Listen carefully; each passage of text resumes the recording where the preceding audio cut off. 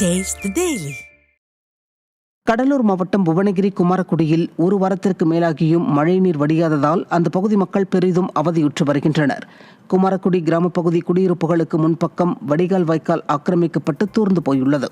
இதனால் மழை வெள்ளம் வெளியே செல்லாமல் குடியிருப்புகளை சூழ்ந்ததால் அந்த பகுதி மக்கள் வேதனை அடைந்துள்ளனர். சிலர் 300 ரூபாய்க்கு மேல் வாடகைக்கு மின் மோட்டார் எடுத்து தண்ணீரை வெளியேற்றும் முயற்சியில் ஈடுபட்டனர். தஞ்சை மாவட்டம் ஒரத்தநாடு, அம்மாப்பேட்டை மற்றும் காட்டூர் உள்ளிட்ட பல்வேறு பகுதிகளில் வடிகால் வாய்க்கால்கள் முறையாக தூர்வாரப்படாததால் 32,000 ஏக்கர் சம்பா தாளடி பயிர்கள் மழை நீரில் மூழ்கி சேதமடைந்தன. திருச்சி மாவட்டம் துறையூரை அடுத்த கோட்டத்தூர் பகுதியில் தொடர்ந்து பெய்த மழையால் 200க்கும் மேற்பட்ட ஏக்கரில் பயிரிடப்பட்ட சோளப் பயிர்கள் நாசமடைந்தன. திருவள்ளூர் மாவட்டம் கடம்பத்தூரை அடுத்த புதுப்பட்டு கிராமத்தில் 100க்கும் மேற்பட்ட ஏக்கர் விவசாய நிலங்கள் மழை நீரில் மூழ்கியுள்ளது.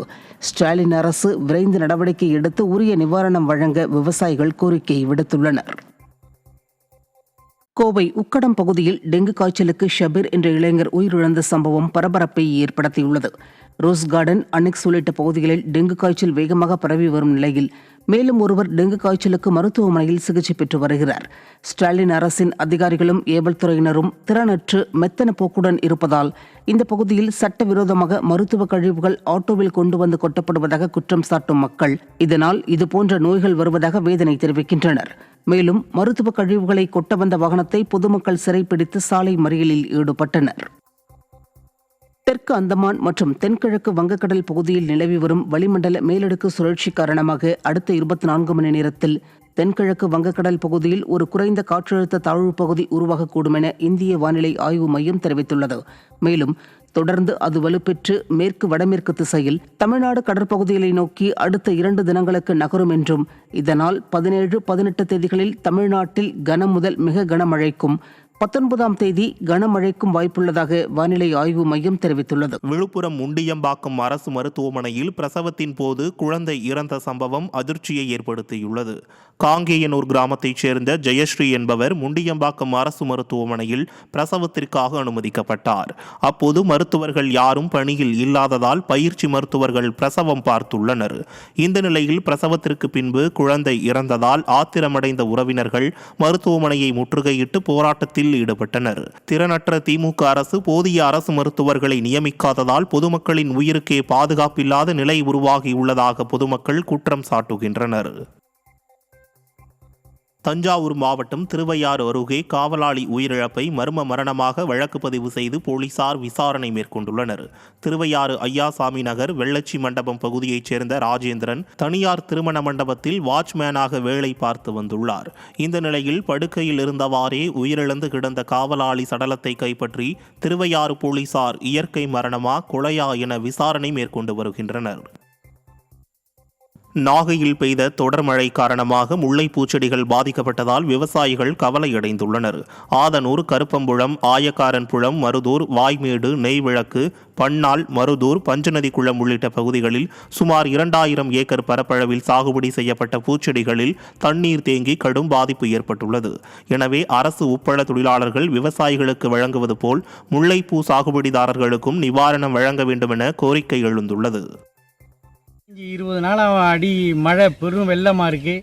பூச்செடியெல்லாம் தண்ணி விழுந்து பூவே சுத்தமாக பூக்கலை, நின்று போச்சு. 1 கிலோ பூ இருந்தால் இப்போ 100 கிராம் தான் பூ இருக்குது. நாங்கள் பூ எடுக்கிறதே விட்டுட்டோம். விலை இப்போ கூட போகுது, ஆனால் எங்களுக்கு பூவே இல்லை. உப்பள தொழிலாளர்கள், மீனவர்கள், மற்ற விவசாயிகளுக்கு கொடுக்குற மாதிரி எங்கள் முல்லைப்பூ உற்பத்தியாளர்களுக்கும் ஏதாவது அரசு நிவாரணம் வழங்கணும். நாங்கள் முல்லைப்பூ உற்பத்திக்கு செலவு ரொம்ப அதிகமான செலவாகுது, ஆனால் வருமானம் ரொம்ப குறையுது. நெல்லை தாமிரபரணி ஆற்றில் கரை புரண்டோடும் வெள்ளத்தில் குளிக்க முற்படுவோரை தீயணைப்புத் துறையினர் வெளியேறச் சொல்லிய நேரத்தில் பெண் ஒருவர் புழம்பியபடி ஆற்றுக்குள் இறங்கியதால் பரபரப்பு ஏற்பட்டது. கடந்த 4 தினங்களாக மழை வெள்ளத்தில் மூழ்கி பலர் சாப்பாட்டுக்கு ஏங்கிக் கொண்டிருந்த போது கண்டுகொள்ளாத நீங்கள் திடீரென எங்களை ஏன் போகச் சொல்கிறீர்கள் என பெண் ஒருவர் தாமிரபரணி ஆற்றங்கரையில் ஆவேசமடைந்தார். இதையடுத்து தீயணைப்புத் துறையினர் அந்த பகுதியிலிருந்து அமைதியாக நகர்ந்து அருகில் உள்ள மற்றொரு பகுதிக்கு சென்று எச்சரிக்கை விடுத்ததால் அதிருப்தி அடைந்தனர். செங்கல்பட்டில் இரு தரப்பிற்கு இடையே தகராறு ஏற்பட்ட நிலையில் மீன் வியாபாரிகள் திடீர் சாலை மறியலில் ஈடுபட்டதால் பரபரப்பு ஏற்பட்டது. கொட்டமேடு பேருந்து நிறுத்தம் அருகில் பட்டிபுலம் கிராமத்தைச் சேர்ந்த மீனவர்கள் மீன் கடை வைத்து வியாபாரம் செய்து வருகின்றனர். இந்நிலையில் மயிலை கிராமத்தைச் சேர்ந்த பாலாஜி என்பவர் புதிதாக மீன் கடை போட்டுள்ளார். இதனால் ஆத்திரமடைந்த பட்டிபுலம் கிராம மீனவர்கள் அவரை வேறிடத்தில் கடை அமைத்துக் கொள்ளுமாறு கூறினர். அதற்கு பாலாஜி மறுக்கவே பட்டிபுலம் கிராம மீனவர்கள் சாலை மறியலில் ஈடுபட்டனர்.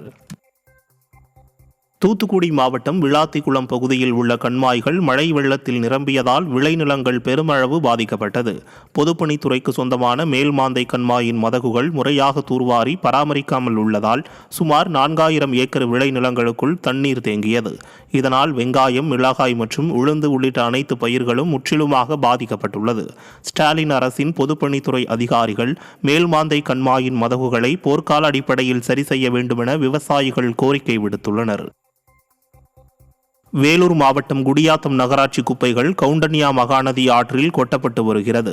உழவர் சந்தை அருகே மக்கும் மக்காத குப்பைகளை தரம் பிரிக்கப்பட்டு வந்த நிலையில் அதிக அளவில் குப்பைகள் குவிந்ததால் குடியாத்தம் நகராட்சி நிர்வாகம் கவுண்டன்யா மகாநதி ஆற்றில் கொட்டி வருகிறது. இதனால் ஆற்றை ஒட்டிய குடியிருப்பு வாசிகளும் வாகன ஓட்டிகளும் துர்நாற்றம் வீசி சுகாதார சீர்கேடு ஏற்படுவதாக கூறி புகார் தெரிவித்தனர். ஆனால் திறனற்ற ஸ்டாலின் அரசு நகராட்சி அதிகாரிகளின் மெத்தன போக்கால் ஒரே வேளையை பலமுறை செய்யும் அவலம் தொடர்ந்து வருவதாக பொதுமக்கள் குற்றம் சாட்டுகின்றனர்.